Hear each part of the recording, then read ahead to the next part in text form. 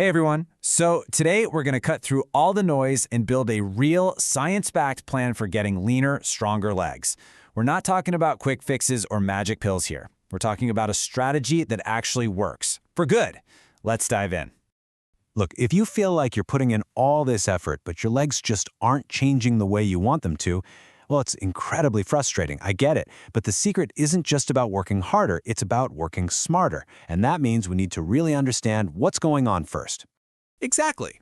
It's like trying to solve a puzzle. You've got to see all the pieces before you can put them together. For us, that means getting a super clear picture of what actually determines the size and shape of our legs. This is about strategy, not just a random list of exercises. So our strategy really starts right here, with understanding your body's natural blueprint.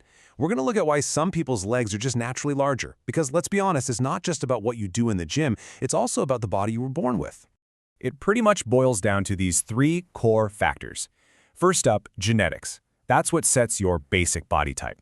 Then there's fat distribution, which is just your body's pre-programmed plan for where it likes to store fat. And for a lot of people, that's the thighs and hips. And finally, you have your unique body ratios, the mix of muscle, fat, and bone that makes your legs, well, your legs. And perception plays a massive role in all this, especially when it comes to bone length. As you can see, if you have longer leg bones, they just tend to create a leaner, more slender look. On the other hand, shorter bones can sometimes appear wider.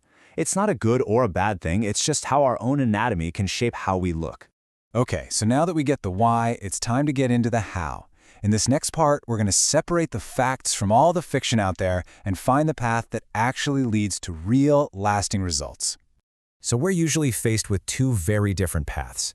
On one side, you have the quick fixes, the pills, the creams, the surgeries. They're tempting for sure, but they're often expensive, risky, and the results are almost never guaranteed. Then you have the other path, the sustainable one, a smart combo of exercise and diet. It's not instant, but it's healthy, it's effective, and the results last because you actually earned them. This quote really nails the perfect mindset for this. The journey of getting stronger and healthier is so rewarding all by itself. It's not just about crossing a finish line, it's the process of getting there that builds real, lasting confidence. All right, let's get to the good stuff, the action plan. We are going to focus on two incredibly powerful exercises that are scientifically solid and proven to work for this exact goal. And our top two champions are swimming and running. Both of these are fantastic for cardio, but they each have some really unique benefits that make them perfect for creating leaner, more toned legs without adding any of that unwanted bulk. Let's break them down. Okay, let's start with swimming. This one is a serious calorie torture. Check out this number, 600. That's roughly how many calories you can burn in just 1 hour in the pool. That easily makes it one of the most efficient workouts out there. And here's the best part.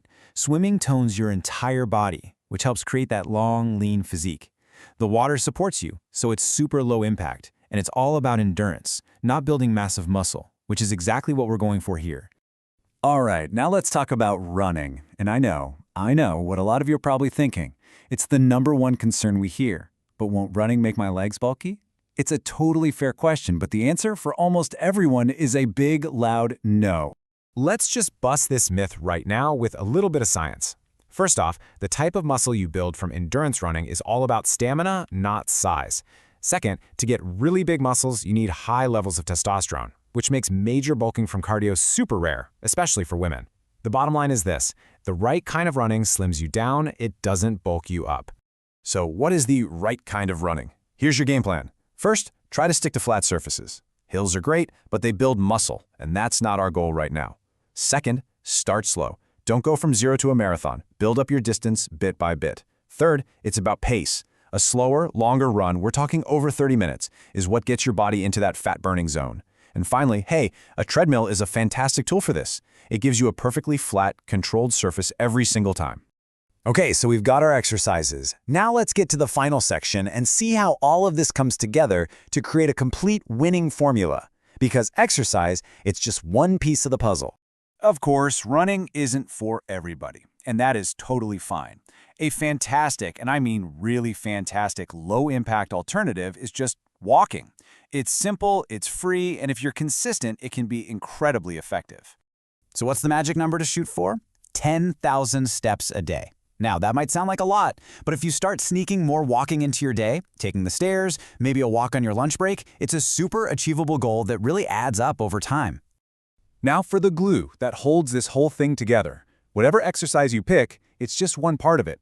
For any of this to work, you need two things that are absolutely non-negotiable: consistency and a proper diet. Your diet has to create a small calorie deficit, which just means you're using a little more energy than you're taking in. Because at the end of the day, you simply cannot out-exercise a bad diet. So let's put it all together. Here is your complete strategy, and it's this simple. First, pick your cardio: swimming, running, or walking. Second, stick with it. Be consistent. Third, eat right and fuel your body with good food. And finally, be patient with yourself. Real, lasting change doesn't happen overnight, but with this formula, it will happen. And that's really the ultimate takeaway, isn't it?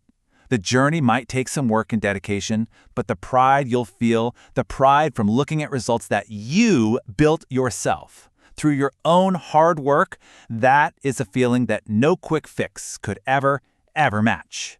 So what's one step you're going to take today?